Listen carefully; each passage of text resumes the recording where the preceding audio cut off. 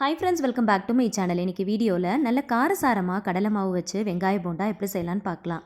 சரியான அளவுகளோட நல்ல பக்குவமாக நல்ல காரசாரமாக கிறிஸ்பியாக எப்படி செய்யலாம் அப்படிங்கிறத வீடியோவில் நல்ல தெளிவாக சொல்லியிருக்கிறேன். ஸோ வீடியோவை ஸ்கிப் பண்ணாமல் பாருங்கள். நான் போடுற ரெசிபி வீடியோலாம் உங்களுக்கு பிடிச்சிருந்துச்சுன்னா ப்ளீஸ் சப்ஸ்கிரைப் பண்ணிட்டு பாருங்கள். பக்கத்தில் இருக்கிற பெல் ஐக்கனையும் கிளிக் பண்ணி வச்சுக்கோங்க. அப்போ தான் நான் வீடியோஸ் போடும்போது உங்களுக்கு நோட்டிஃபிகேஷன் வரும். இதை செய்யறதுக்கு ஒரு பவுலில் பெரிய வெங்காயத்தை நல்ல நீல வாக்கில் தின்னாக ஸ்லைஸ் பண்ணிவிட்டு சேர்த்துக்கோங்க.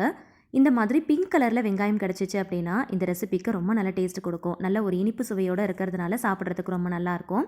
இப்போ இது கூட தேவையான அளவுக்கு கொஞ்சம் போல் உப்பு சேர்த்துக்கலாம். கொத்தமல்லி இலைகள், கருவேப்பிலை இலைகள் ரெண்டுத்தையும் பொடியாக நறுக்கிட்டு சேர்த்துக்கலாம். காரம் சேர்க்கறதுக்கு முன்னாடி வெங்காயத்தில் நம்ம உப்பு, கொத்தமல்லி, கருவேப்பிலை இலைகள்லாம் சேர்த்துருக்குறோம் இல்லையா? ஸோ எல்லாத்தையுமே ஒன்றா சேர்த்து நல்லா கையால் ஃபஸ்ட்டு நல்லா அழுத்தி பிசைஞ்சு விட்டுக்கலாம். வெங்காயத்தை நல்லா கையால் அழுத்தி பிசையும் போது அதுலேருந்து தண்ணி விட ஆரம்பிக்கும். அது நல்ல ஒரு சுவையை கொடுக்கும். ஒரு பாதி பச்சை மிளகாயை பொடியாக நறுக்கிட்டு சேர்த்துக்கலாம். 1/2 கப் கடலை மாவு, 2 டேபிள் ஸ்பூன் மைதா மாவு, 1 டேபிள் ஸ்பூன் அரிசி மாவு, இது கூட ஒரு 1/4 டீஸ்பூன் அளவுக்கு பெருங்காயத்தூள் சேர்த்துக்கலாம்.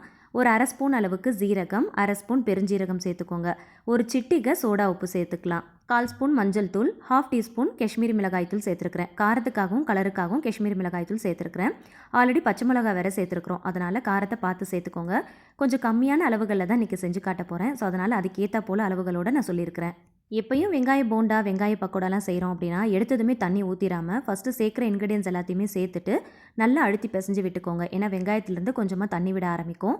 அதோடு சேர்த்து நல்லா மிக்ஸ் பண்ணிவிட்டு அதுக்கப்புறமா நம்ம தண்ணி சேர்த்தோம் அப்படின்னா அளவு வந்து ரொம்ப சரியாக இருக்கும். ஃபஸ்ட்டே நம்ம தண்ணி சேர்த்துட்டோம் அப்படின்னா அளவுகள் ரொம்ப கூடி போயிடும், மாவு சரியாக போட வராது. ஸோ அதனால் கரெக்டான பக்குவத்தில் நம்ம பிசைஞ்சு எடுத்தால் தான் போண்டாவாக இருக்கட்டும், பக்கோடாவாக இருக்கட்டும் நல்ல பக்குவமாக நமக்கு போட வரும். மாவுடைய பக்குவம் ரொம்ப முக்கியம். சரியாக நம்ம மிக்ஸ் பண்ணலை அப்படின்னா எண்ணெயில் போட்டு பொரிக்கும் போது சரியாக வராது, பிரிஞ்சு வர ஆரம்பிச்சிரும். தண்ணி சேர்க்கும் போது கூட ரொம்ப அதிகமாக உடனே சேர்த்துறாமல் கொஞ்சம் கொஞ்சமாக சேர்த்து மிக்ஸ் பண்ணுறது ரொம்ப சரியாக இருக்கும். இப்போ எல்லாமே மிக்ஸ் பண்ணதுக்கப்புறமா ஒரு 2 டேபிள் ஸ்பூன் அளவுக்கு எண்ணெயை நல்லா காய்ச்சிட்டு இது கூட சேர்த்துக்கலாம். இந்த மாதிரி நல்லா காய்ச்சிட்டு சேர்க்கும் போது நம்ம செய்கிற போண்டா மேலே நல்லா கிறிஸ்பியாக வரும். ஒரு ஸ்பூன் வச்சு மிக்ஸ் பண்ணி விடுங்க. எண்ணெய் நல்லா சூடாக இருக்கிறதுனால கை வச்சு மிக்ஸ் பண்ண முடியாது. ஃபஸ்ட்டு ஒரு ஸ்பூன் வச்சு நல்லா மிக்ஸ் பண்ணிவிட்டு அப்படியே கொஞ்சம் நேரத்துக்கு ஒரு 10 நிமிஷத்துக்கு அப்படியே விட்டுறலாம். போண்டா, பக்கோடாலாம் செய்யும் போது இந்த மாதிரி இரும்பு கடாய் இருந்துச்சு அப்படின்னா ரொம்ப நல்லாயிருக்கும். பொரிச்சு எடுக்கிறதுக்கு வசதியாக இருக்கும். டேஸ்ட்டும் ரொம்ப நல்லாயிருக்கும். டீ கடைகள் எல்லாம் பார்த்திங்கன்னா இந்த மாதிரி பெரிய இரும்பு கடாயில் தான் பொரிச்சு எடுப்பாங்க. இரும்பு கடாயில் கொஞ்சமாக எண்ணெய் ஊற்றிக்கலாம். இது ரொம்பலாம் எண்ணெய் குடிக்காது.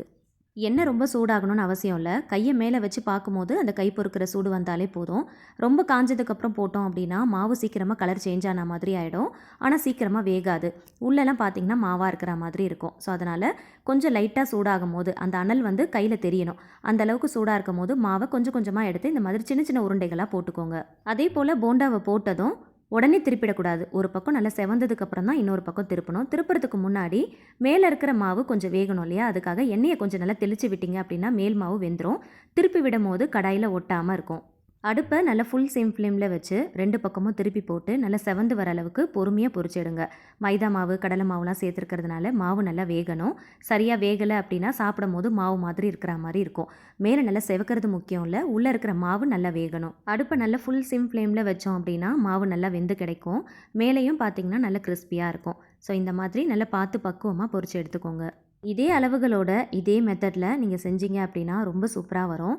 மேலே நல்லா கிறிஸ்பியாக இருக்கும். உள்ளே இருக்கிற மாவும் நல்லா வெந்து சாப்பிட்றதுக்கு நல்ல சாஃப்டாக நல்லா சூப்பராக இருக்கும். இந்த மாதிரி போண்டா, பக்கோடாலாம் செய்கிறதுக்கு இந்த மாதிரி பிங்க் கலரில் வெங்காயம் இருந்துச்சு அப்படின்னா இது ஒரு இனிப்பு சுவையோடு இருக்கும். இந்த போண்டா சாப்பிட்றதுக்கு ரொம்ப நல்லாயிருக்கும். இது கூட ஒரு தேங்காய் சட்னியை வச்சு சர்வ் பண்ணிங்கன்னா டேஸ்ட் ரொம்ப நல்லாயிருக்கும். டீ, காஃபியோடு சேர்த்து ஈவினிங் டைமில் சாப்பிட்றதுக்கு ரொம்ப நல்லாயிருக்கும். இஃப்தார் டைமில் கூட நீங்கள் ட்ரை பண்ணலாம். கண்டிப்பாக நீங்களும் ட்ரை பண்ணி பாருங்கள். ட்ரை பண்ணிவிட்டு எப்படி இருந்துச்சுன்னு கமெண்ட்டில் ஷேர் பண்ணுங்கள். வீடியோ பிடிச்சா மறக்காமல் லைக் பண்ணி தெரிஞ்ச எல்லார் கூடயுமே ஷேர் பண்ணிக்கோங்க. அடுத்தடுத்து நான் போஸ்ட் பண்ணக்கூடிய ரெசிபிலாம் பார்க்க சேனலை மறக்காமல் சப்ஸ்கிரைப் பண்ணி வச்சுக்கோங்க. தேங்க்ஸ் ஃபார் வாட்சிங்.